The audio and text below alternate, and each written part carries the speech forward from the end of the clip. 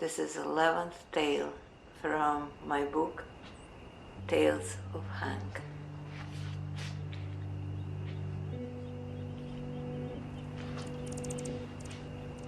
The Tale of Manden Tor. In his early years, Manden Tor was raised by his mother. He did not know who his father was until the day a big burly man, whom Tor's mother called Seimur, showed up at their door and claimed him as his son. "Manden Tor," he said, "it is time for you to become a man. I am taking you in, and I will teach you everything I know. Say goodbye to your mother."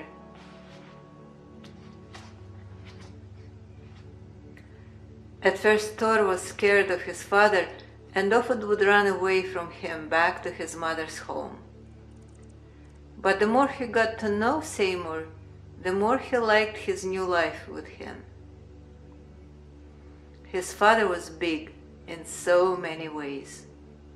He was a famous hunter who took on the biggest and strongest animals, boars, wolves, and bison. He was generous.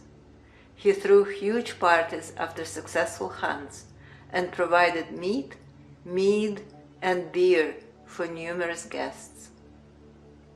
Also, Seimur was a patient teacher to his son. Having been injured so many times while hunting, he secretly knew he had not much time left, and he wanted to pass on all his knowledge to Tor. To have Tor learn men's ways, Seimur also passed on some of his women friends to his young son. There was always an abundance of women with whom Seimur liked spending time with when not on a hunting trip. Almost every evening there were 1 or 2 women at their house, frying and eating meat, drinking beer, chatting, singing, and sleeping over. It was a lively scene, and very soon Manden Tor was enjoying it as much as his father did. There was only one woman there, named Enei, with whom Seimur had never slept. Enei was closer to Tor's age and would come in every few days to clean the house. She only spoke a word or 2 with Seimur, but not one with Tor. Her movements were hurried and small, and her eyes on her round face always looked down. "A little gray mouse," thought Tor once with amusement, watching Enei steal her way through the house. "If she goes on like that, she'll be like my mother, always so glum."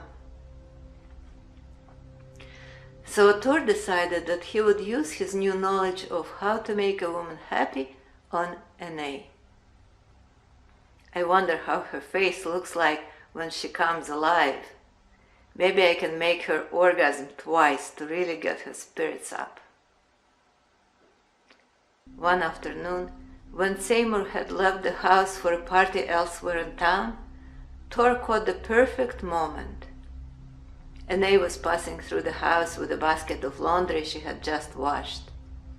Tor stepped in front of the girl, blocking the way, lifted her face gently, and gave her a kiss so deep that they both lost their breath for an instant. Enei's arms gave out. The basket went down, spilling wet linens onto the floor. They made love right there on top of the fresh-smelling pile of clothes. Tor felt at first that his performance was the best ever. But Enei's body remained limp like a rug. She covered her face with her hands and made small squeaking noises. By the time they finished, Tor's only remaining feeling was disappointment. She did not enjoy this, thought Tor, as Enei gathered the scattered articles of laundry without looking up into his face. "Screw her," he thought, and turned around and headed for the party where Seimur had gone earlier that day.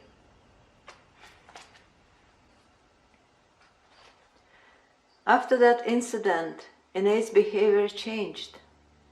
Tor noticed that her deer-like eyes were watching him now with devotion and admiration, but only when she thought nobody was looking.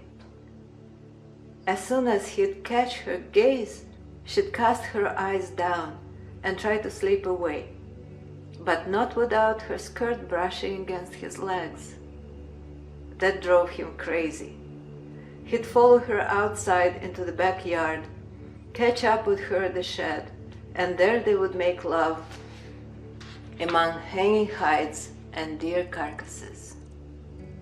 But each time, their clumsy, awkward, and quiet lovemaking would leave him dissatisfied and frustrated. He'd vow to stop chasing Ene from now on. But then fantasies of what he might do to make sex better with her would crowd his mind again. It took his father some weeks to notice how both of them would disappear from the house at the same time. "Leave that fish alone," he told Manden Tor. "You deserve a better woman." Seimur obviously did not think much of Ene. Once again, father and son went on a long hunting trip and returned with a bountiful catch. They feasted with friends for 3 days straight. On the 4th day, Ene came in to clean up the house, and that's when both Tor and Seimur noticed her swollen belly. "No way!" roared Seimur, getting very red in his face. "Are you with his child? We're not keeping it." Ene seemed to shrink from his screaming, yet she raised her eyes, looked at Seimur's face, and said quietly with determination, "I love Tor. I'll have his baby. I am keeping it." "Look at you. The fish speaks." Seimur furiously paced around the room. "Get out of here. Don't worry. You'll be taken care of. There will be plenty of meat for you delivered to your door, but don't show up here again." Manden Tor stood there speechless.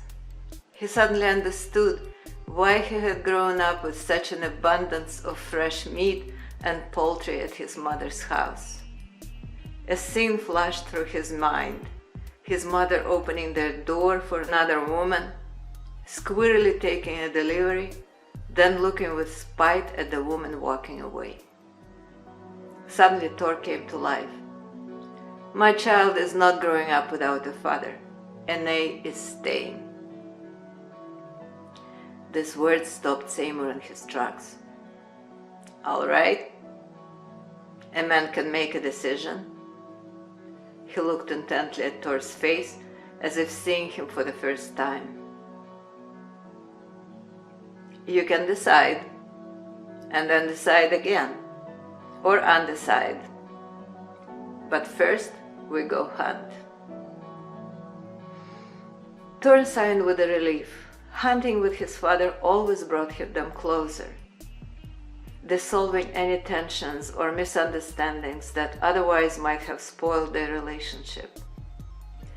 But he could not understand why Seimur kept delaying that trip, making preparations more thorough than usual, until his father told him what they were going to hunt. Around Gorod, bears usually stayed deep in the woods, away from people. But recently a cub had been killed by an inexperienced hunter who had paid for his mistake with his life. The enraged mother bear, having tasted human flesh, now was hunting men. Other hunters had tried to kill her, but the wounded bear had escaped, making her even more dangerous. Seimur and Tor had hunted a bear once before as a team, with Tor assisting his father in tracking and distracting the animal. This time, Seimur felt it was an opportunity for his son to prove himself a man. So the moment when they were at last face to face with the beast, Seimur moved out of Thor's way to give him space for the final deadly blow. The bear was in a perfect position, exposing the only spot on her body that would have killed her if hit hard with a spear. But Thor missed the spot. His spear went lower than intended, bouncing off a rib and sliding sideways. The blow did not stop the bear. She charged forward and crashed down onto the two men. Only the second blow from Seimur had her retreat. Both men were wounded. Thor, not so seriously, but Seimur's abdomen had been ripped open by the bear's claws. Thor was able to carry his unconscious, feverish father out of the woods. His own young body had healed fast, but saving his father's life was a difficult task. Ane moved in with the father and son. She cooked, cleaned, dressed the wound, and made brews out of medicinal herbs. She fed Seimur by spoon and was immensely patient with him when his stomach could not hold any food. Seimur was cursing his own body, wanting it to die rather than go through so much humiliation. Thor blamed himself for failing to deliver the deadly blow to the bear. The guilt and the shame were eating at him every time he looked at his father, the strong man whom he adored, immobilized and in pain. Once his father got a little bit better, Thor was glad to return to the woods to join the other hunters. He felt he could be more useful there, providing food for Seimur and Ane. He continued looking for that bear that had almost killed them, but the beast had disappeared. There were no more parties at Seimur's house. His women friends would drop in for a night or two to sit at his bedside, but gradually fewer of them came by. Only Ane continued to provide support to the father and son with surprising strength. Yet from the moment Seimur was able to move around, he refused to accept any more help from Ane. To make himself clear, he threw the cup with her medicinal brew against the wall of his room and then started cooking his own meals while completely ignoring her presence at the house.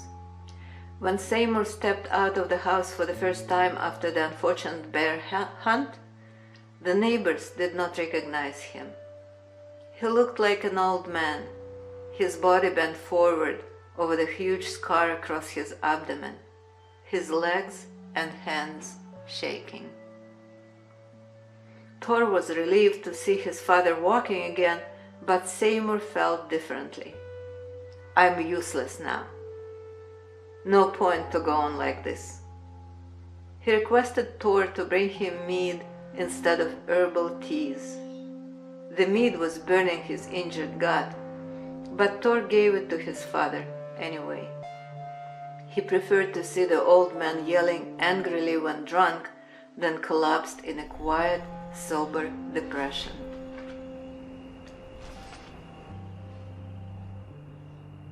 Meanwhile, Ane was getting heavier every day. She considered going back to her own home to keep the baby away from Seimur's anger, but Thor convinced her to stay. He felt he would not be able to deal with his father's moods without Ane's support. "We need a woman here in the house," he said, and then corrected himself. "We need you." Then they heard that the man-hunting bear was back. The news transformed Seimur. "We will finish the job," he told Thor. "Her hide will be hanging in our shed. Get ready." That day he forgot the mead and the anger, and it seemed that even the pain in his gut went away. "Great," thought Thor. "It's the best medicine for him, and this time I won't miss." On their way into the woods, his thoughts were different though. He is so weak. Can't even stand straight. How's it going to be? It's suicide. They rested frequently to let Seimur catch his breath. Tor did not have the courage to voice his concerns. He averted his eyes from his father's, hoping to hide his feelings, but Seimur saw it. They were on the bear's fresh tracks when Seimur came up to a complete stop, turned to face his son, and said quietly, "I'm no hunter anymore, but you, don't you stand between that bear and me. I want to die an honorable death. Give me that." And then finish her. The tracking was short. The bear was looking for them while they were looking for her. She crashed through the bushes towards them, huge, angry, and hurting from her own wounds. Seimur placed himself a couple of paces in front of Tor and did nothing to fight the beast. Until the last moment, Tor believed that his father would use his skill to stop the bear. Yet, as if in a dream, he watched Seimur being killed instantly, and then saw his own hand throwing the spear, hitting the exact spot, sending the bear's dead body falling over Seimur's. For about an hour, Manden Tor just sat there by the two entangled bodies. His face was wet with tears, while his heart was singing a silent song about the great hunter Seimur, who'd been a generous lover to his women,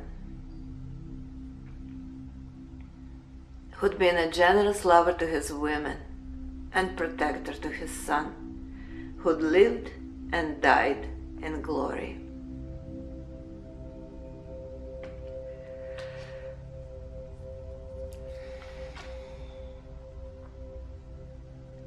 Afterwards, he separated the two, skinned the bear, and wrapped his father's body in the hide. That's how he'd want to be buried, thought Tor. All the hunters and many women came to Seimur's burial ceremony. Thor's mother stood next to Enei, speaking quietly with her.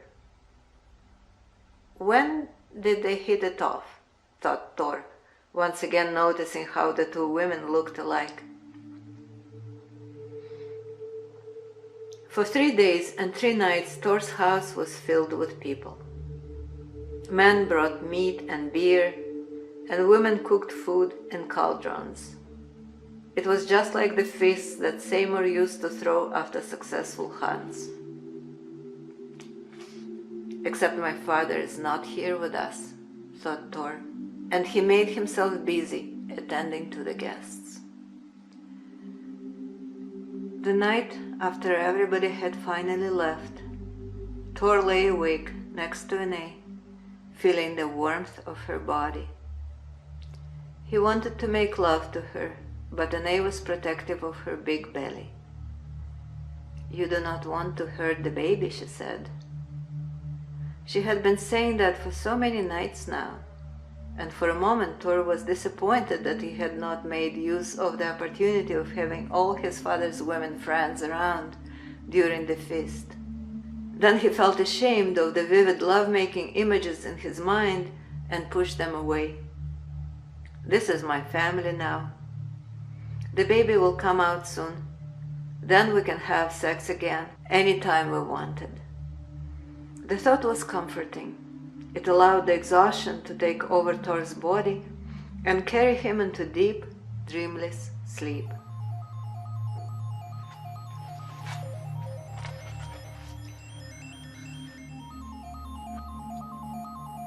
A year after his father's death, Manden Tor sat in his house, checking his hunting gear and listening to the now familiar sounds. Ene was cooing the baby, and the baby was squeaking with delight. Then he heard Ene's footsteps and the soft song she was singing to herself. The house was warm and filled with wonderful aromas of cooking. "She's happy," thought Tor, as he went into the kitchen where Ene was organizing spices on the shelves. He came up quietly behind her, put his arms around her waist, and tried to kiss her neck. Her singing stopped, and her body went rigid. Tor kissed her neck again, then her shoulder. He felt his longing and arousal and moved his hands down along the curves of her hips. "Please, not now," said Ene, tearing her body away from Tor's greedy hands. "I need to feed the baby." It was always something. When the baby was sleeping, they could not make love because that would wake him up. When the baby was awake, it was either feeding time or bathing time or some other activity that she was doing with the infant. Or she had to cook or clean the house. On the rare occasion that she would have sex with her husband, she seemed disengaged, disinterested, and cold. Brief intercourse would make Tor feel empty. Ever since the birth of their son, Tor had been feeling that Ene had been trying to avoid him altogether. "Fine," said Tor angrily. "I'm going hunting." "I hope you do well. Be safe there." Busying herself by the hearth, Ene did not even look at his face. On his way out of the town, Tor considered visiting one of his father's old women friends.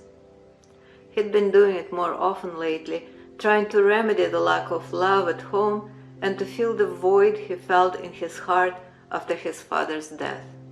Usually, he'd have to be fairly drunk. Then sex with a random, preferably older woman, would be wild and yummy, making him forget the hunger and the dissatisfaction. But the following morning, shame would flood him in a hangover fog, and the void in his heart and guts would open up again. This time, remembering a recent episode of shame, Tor decided to do the right thing and go straight to the woods. In the woods by himself, he immediately felt better, though still a little lonely. He was not in a hurry. He knew his shed back home was filled with smoked meat that would last his family a few months. "I've been hunting a lot lately," thought Tor. "Feels more like home here than at home." He decided to explore the area further up the creek.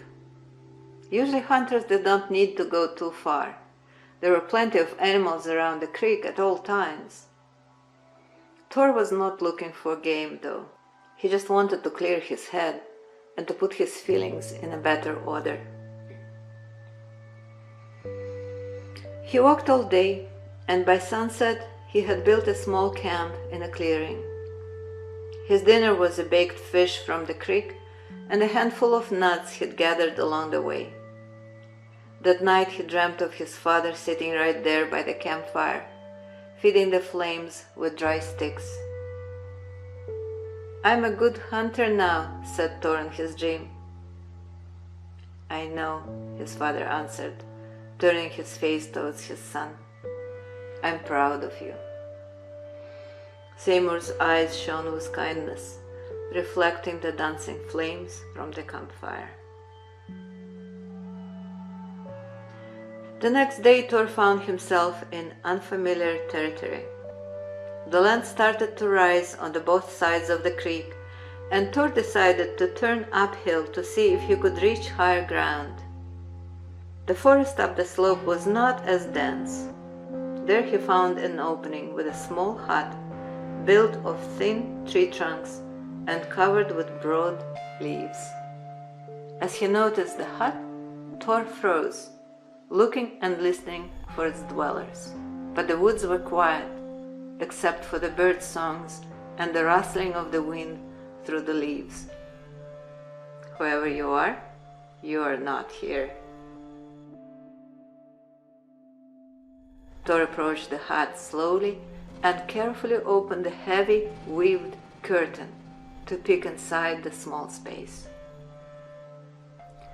There he saw a bed consisting of a thick straw mat and a few intricately woven blankets, some weaved baskets, and simple clay pots, all organized neatly around the perimeter of the room. A tiny hearth was built in the center of it. Tor was about to close the curtain when he felt someone's gaze on his back. He turned abruptly, and there, on the edge of the opening, he saw a beautiful young woman stepping out from behind the trees. She was naked, except for a thin belt with a dagger at her side. A red head with fiery eyes and a frown on her face, she came up to him swiftly and looked him over without a word. It seemed she liked what she saw, because she smiled, moved to the center of the opening, and sat down on the soft grass.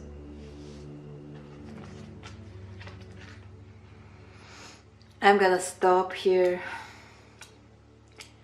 You'll have to read the tale yourself to know what had happened between Tor and this new character, who is the character from some tales, earlier tales in the book.